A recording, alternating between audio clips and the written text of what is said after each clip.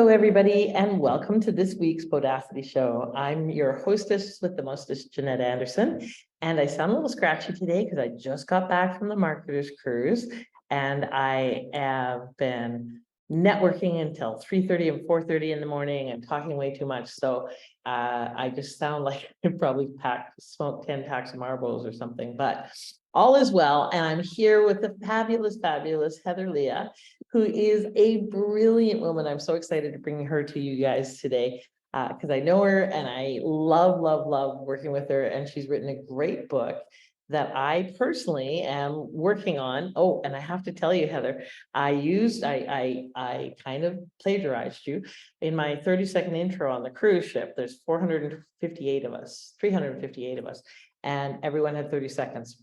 I said, I'm have this program and I'm looking for joint venture partners, blah, blah, blah. I can help your audiences this way and that way.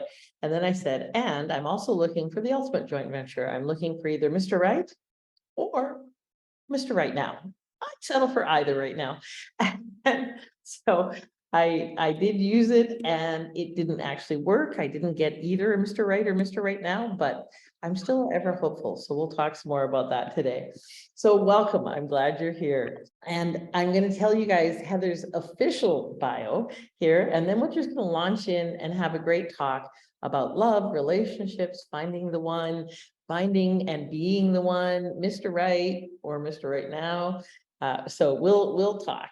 So really, Heather is a leader in organizational change, personal and professional development, and executive coaching. She's been featured in major media outlets, including radio, newsletter, and television. She's passionate about empowering women in their personal and professional lives. Heather has had, get this, nine men propose marriage to her and is now with her true partner. In her debut book, she shares lessons of dating, engagements, and marriage from the past few decades. She calls out the seen and unseen influences that shapes our love lives and examines the stories we tell ourselves to shine a candid light on how we can get out of our own way and approach love with intention, which just sounds so yummy and juicy. I'm so excited. Okay, so hi, welcome. How are you doing? Jeanette, thank you so much for allowing me to be here with you and talk about being bodacious, being bold, right, in our love lives. And what a perfect time to do it here during the month of what most people know as Valentine's Day, right? So people focus a lot on the month of love here. So it is absolutely perfect timing. I'm very passionate about discussing how we consciously create our love stories, because I know we've all had experiences where we didn't do it so consciously and it didn't feel very good. Yes, exactly. Okay, so yeah, the timing is very perfect and of course intentional. And so tell us a little bit about your why. How did you get involved in this work, but also just in general? What's your why in the world? Yeah. What's my why in the world? And I love the fact that Jeanette's the why whisperer, because she's perfect to collaborate with anybody on getting clear and to the bottom line of their why. And the bottom line of my why is I believe that all of us should have our own version of our love story that's right for us, and not accept the ones that have been handed down from 4,000 plus years of the institution called marriage. And I would love all of us to be free from judgment, whether it's internal judgment or external judgment surrounding our choices to love, experience love with whom we choose, when we choose, and be free to make those choices. So that's my juicy why. I love it. Awesome. So what prompted you to write the book? So how did you come to, like, you went through a whole evolution yourself through the nine stories. So tell us a little bit about, or the 9 proposals. So tell us a bit about that and then how the book came about. Thank you very much. So the title of the book is he Mr. Right or Mr. Right Now? And the subtitle is Consciously Create Your Love Story. And I was really chronicling, the chronicalization of my own journey. And I would really consider my very first marriage as the unconscious one. And all of us here, especially those that work with you, Jeanette, we know we have to understand what our thinking is, because our thinking creates our actions and gives us the results we have in our lives. So as I went back and looked over my thinking, I could see how unconscious my thinking was creating my first marriage. My parents had been divorced, my grandparents had been divorced. And so there was this wonderful thing called the church. And the church promised that if you stayed in the church, right, you would never get divorced, because that wasn't something that people in church did. So I unconsciously believed that if I was in church, right, I would not experience a divorce. Well, that was not true. Then, as I evolved in my own thinking, and going back and examining my thinking, we get to the part where, and I'm not going to tell you which man this is, so you'll have to read the book to do that. But I was taking a course again called the Velocity Course. And this is where you turn your intentions into reality with velocity. So I was dating a man after I'd been single for like 11 years. And so I had this intention. Oh, I want him to ask him to marry me. Well, I call that my semi-conscious creation, because I was conscious of the fact that I could create, but I wasn't clear about what I wanted to create or attract. And here's the difference, right? The difference is I wasn't creating that lifetime perfect partnership that was a match for me, right? I was creating somebody and intending somebody to ask me to marry them. Completely reverse, right? Like it should be completely reversed, right? We've grown up with this attitude towards women that, oh, you're so lucky to get a man. Oh, you should find a man with money. How unfair is that to men? That they have to do that, There's no equity in that whole conversation. And then you get to the end part here at the end of the book. And I'm not going to do a spoiler alert. But I really lay out how my whole process around how I got more conscious, right? About creating exactly what I wanted and attracting what I wanted. And that process took about 2 months. And I've now been joyously married to my husband for over 16 years. And we consciously have different conversations where we continue to, create our love between us. Beautiful. And you've been married how long now, you said? 9? Over 16 years. 16 years, long time. And they're not only in love, and they do have just the sweetest relationship, what I've seen of it so far, but also they are in business together. They have a winery and support each other in their own careers. And it is quite a lovely thing to see. So tell us about your process a little more about creating Mr. Right. So how did you go about doing that? So you learned lots of what not to do through the first 8. How did you create Mr. Right, and what was that process for my American friends? So what was my process? I actually started back in, and I'm going to date myself here, of course, right? I actually started back in the 80s. Started reading about positive thinking, started reading about affirmations, started reading, right? Some of those things back then, and started my journey with, okay, how do you think differently? And just getting more discipline around thinking the thoughts of the things that I want instead of the thoughts of the things I don't want. And then I'm trying to remember which year it is, and I do write about this in the book, but it doesn't matter. Somewhere in the the late 80s, that's right. I read a book by Shakti Gawain, and the name of the book was called Creative Visualization. And so I started practicing those visualizations, and I also started working with other women and having them visualize what they wanted. So, for example, I worked with business women. We actually would go at lunchtime into the conference rooms, and I do a creative visualization with them to attract the kinds of employees they wanted in their division, or how visualizing their perfect boss or visualizing their perfect customers. I worked with another woman on visualizing a lawsuit being dropped against her and the relationship restored between her and her customer. So as I started to get, I'm just going to say facile, with that process, I attracted my job overseas. I attracted, my daughter's nanny. I mean, just all kinds of things, figuring out how to create. And then it was like, can I really do that with my heart? The thing that is the most vulnerable and, precious and could get hurt the most, right? I mean, it's one thing to create a vehicle or a job. It's another thing to really think through, how am I going to create the love of my life and my relationship? So my process involves all those things. It involves the, documenting of exactly what it is I want and sorting through those preferences, what I prefer, what I don't prefer, watching other people, refining what I want, what I don't want. And it's all laid out in chapter 12 in the book. And then also putting together all of it into, some people call it a display, a future display, when you want something and you want to see yourself in the future and bring that closer to you. Some people call it a vision board. Some people call it, Treasure map. positive affirmations, right? All those things. And I created a vision journal of my eternal divine partner, is what I named him, because he didn't have a name. I love that. Do you by any chance have it handy? Do you have it near you? Your journal, just to I show do. people?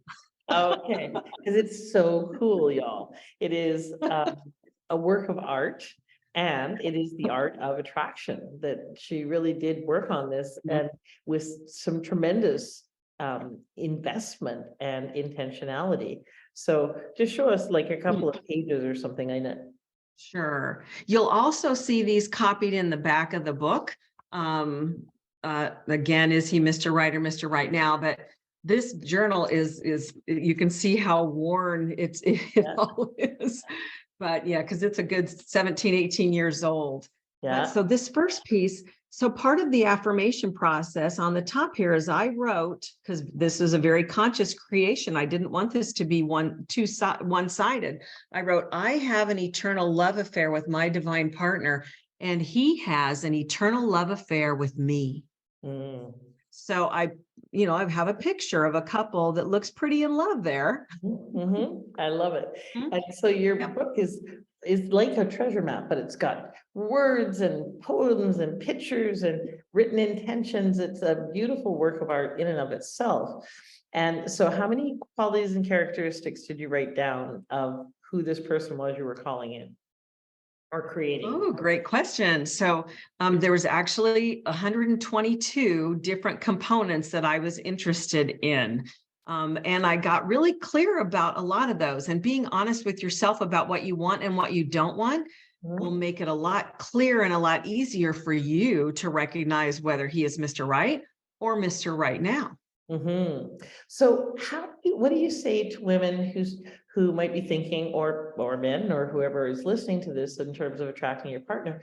What do you say to them about the sense of, well, I've got this big long list and I don't know if I would qualify for this list. Like, I don't know if I would measure up.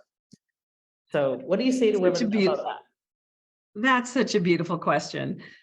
So when you do walk through the book, there is multiple components of it that actually speak to you in being the perfect partner, honestly, and loving yourself. So there's so much up-leveling in the book that I talk about, where I literally up-leveled myself to the place where I wanted to actually attract somebody. I didn't want to attract a man from a place of deficit. I wanted to attract a man from a place of, here's what I bring to the party and the partnership, right? And here's what I would like to have: somebody that is harmoniously aligned, energetically aligned, right? And has complementary capacities. I didn't want to attract somebody that was just like me. Like, what's the point? Yeah, yep, exactly. We need that balance, the yin and yang. So tell us about how, in your dating of this man in this relationship, how did you bring that into play? So did you say, check, okay, you've checked off on 100 and, 20 out of the 122 or whatever it is. Did you share it with them? How did you incorporate that into your process?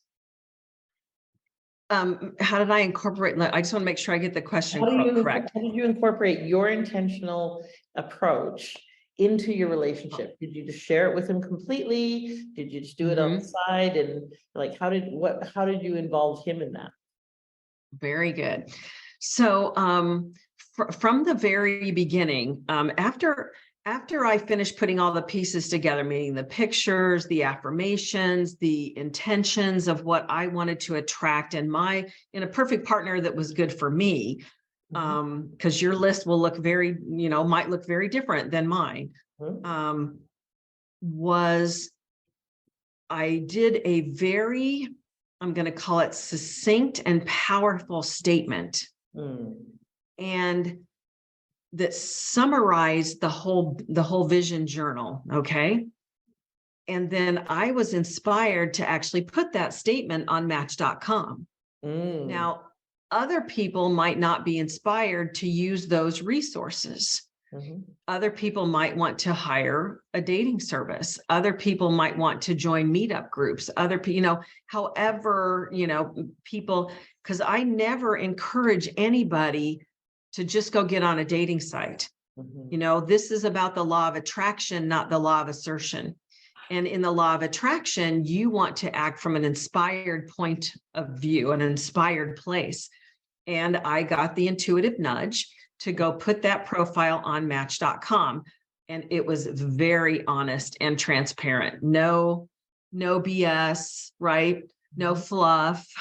Here, I'm clear. Here's what I want, And I was really surprised, because I was pleasantly surprised, because what came back was a whole different kind of men than the kind I had dated before.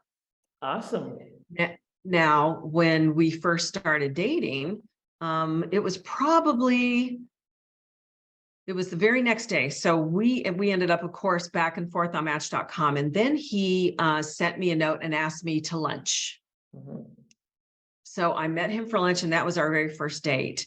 I actually write about it in the book, because chapter 12 is called Truth Serum. And I made a joke about it, because I told him, I said, it's like we're on Truth Serum, because we both brought that level of honesty to one another in our very first date. There was none of that other funny stuff. Now, when he came over to my house for a dinner date, I actually handed him the book. So I was inspired to hand it to him, because I'd already been sharing with him about the law of attraction and about energy and about, more spiritual conversations, because I could not be with somebody who wasn't a match for that kind of exploration. And anyways, while I was finishing dinner, he turned every page. And by the time dinner was ready to get on the table, he turned to me and he said, I meet every single one except for 2. That's awesome. I love that. Tell him what your answer was to that, because it's hilarious. He said, not yet. Not yet. Exactly. The other 2. He's exactly not yet. Yeah. And there's honesty in that, right? I'm sure I wasn't, now he hadn't made a list of all the things that he wanted. Did he afterwards, or did he just realize that he didn't need the list because he already had what he wanted? Yeah, well, he didn't create a list. What he did was he said, I'm going to take my profile off of Match, because I really want to be committed to this relationship and see where it goes. Awesome. And so 17 plus years later, here we are. That's so beautiful. And did you say it was the very next day after you put your ad up that he contacted you? It was, it was definitely within the first week. That's for sure. It was pretty quick. It might have even been 2 or 3 days, but it was very, very fast. Wow. That's awesome. I love that. Yeah. We were taking our profiles down within probably about a week. Wow. That's amazing. That's a great story. Gives me a lot of hope. Okay. So there's 2 points I want to make. And I want to go back to something you said that was quite intriguing: the law of attraction versus the law of assertion. I haven't actually heard that phrase before, so I want to hear what you mean by that. So what does that mean? So one of the things that you'll read about in the book is when I created this journal, Okay. When I created this, I spent a lot of time visualizing and really basking in the energy that I already have, right? That I already had, that I was already enjoying this wonderful human being that I, wanted to bring into my life. So during that process of attraction, I'm literally raising or changing my vibration to match what it is that I want, because I'm literally being what I want.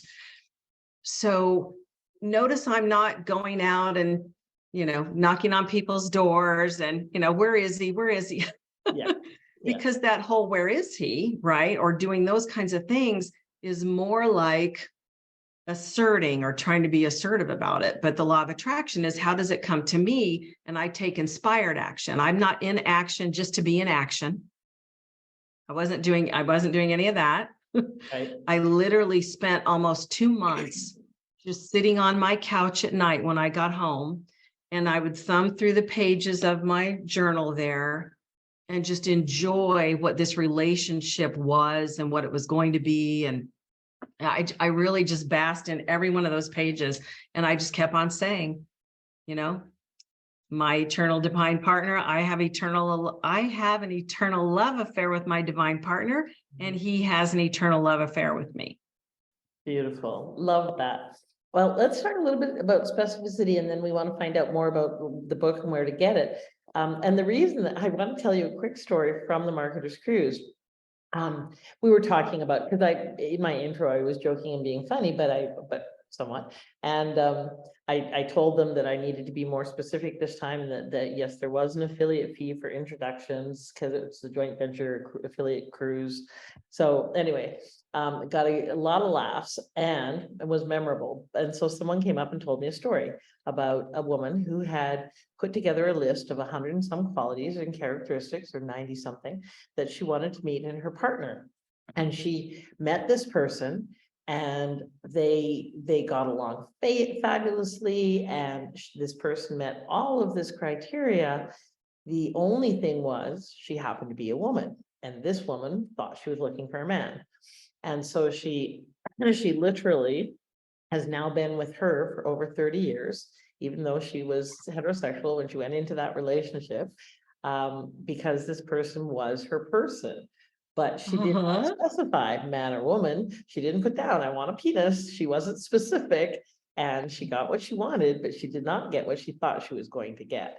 So tell us a little bit about that. Specificity, getting what we want, but not necessarily what we might think we want. So have imagined, right? yeah, exactly. So how specific should we be when we're manifesting anything, but especially a relationship? That's a beautiful question, Jeanette. I'm thinking about, again, the subtitle of the book is Consciously Create Your Love Story. And if it doesn't matter, right, to you, what your person's body looks like, right? Or their gender, or it doesn't matter, right? Then there's no need to be specific. But for some people, their culture, or there's other things that they might not feel as open about. And I know for mine, there were several things that I wrote down. I'm just like, be selfish is the first thing I want to encourage all of your bold, listeners to do. And when I say be selfish, I mean, really, I wrote down things like, if he has children, they love him and they want him to be happy. If he has children, they love me. Right? Yeah. And I love them. And they don't expect me to be their mother.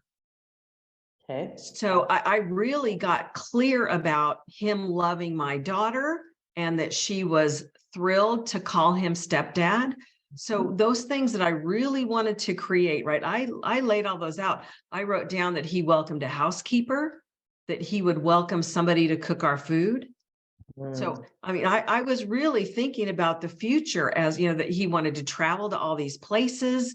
So, yeah. And I wanted to make sure that there were things that he could complement the skills I didn't have. So I would be as specific as you want. And the ways you can help yourself become more specific is go take yourself out and people watch. Go watch couples interact. See what you like, see what you don't like, Mhm. you know? Yep. Whether it would be specific about your spiritual beliefs, about the energy level. I wrote very specifically, he wakes up at the crack of dawn like I do. Wow, that's very Be- significant. And it also very important that people be on a similar kind of rhythm. Otherwise, it adds to the complexity of the relationship. If one's a Yeah, night owl and one's a morning person, it can be challenging, right? it can be. So the energetic level was important to me. And Yeah. so for some people, their energetic level might be they really want someone to relax, to watch TV with them, to watch sports with them, to want to, right? So that's why I said it's different for everybody. Right. Okay. So tell people how they can get your book. I actually just went and got the link from Amazon. But is that where you want them to go to get the book? That I was putting it in this chat. Yeah. Yep, Okay. just is he Mr. Right or Mr. Right Now by Heather Leah. Yep, on Amazon. Okay. Here. All right, there we go. Got it. Okay, and tell people about your conscious conversations that you have too. Perfect. So I have a free call where we're continuing to talk about these different threads you can go to my website, which is consciouslycreateyourlovestory.com.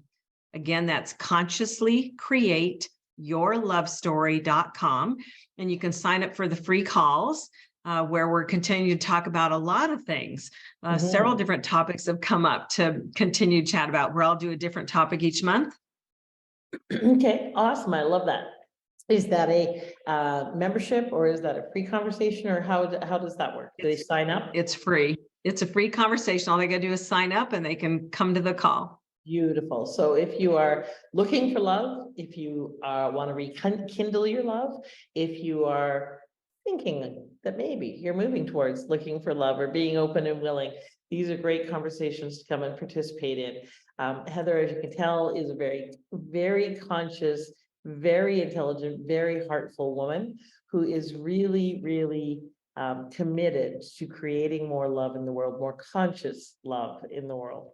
And I really love that distinction as well, Heather, because I think that's a really, it's where our society needs to go and is going, is to be more conscious about everything that we're creating, and especially love. So that's beautiful. So tell them your website one more time, and then what's one last thing you'd like to leave everyone with?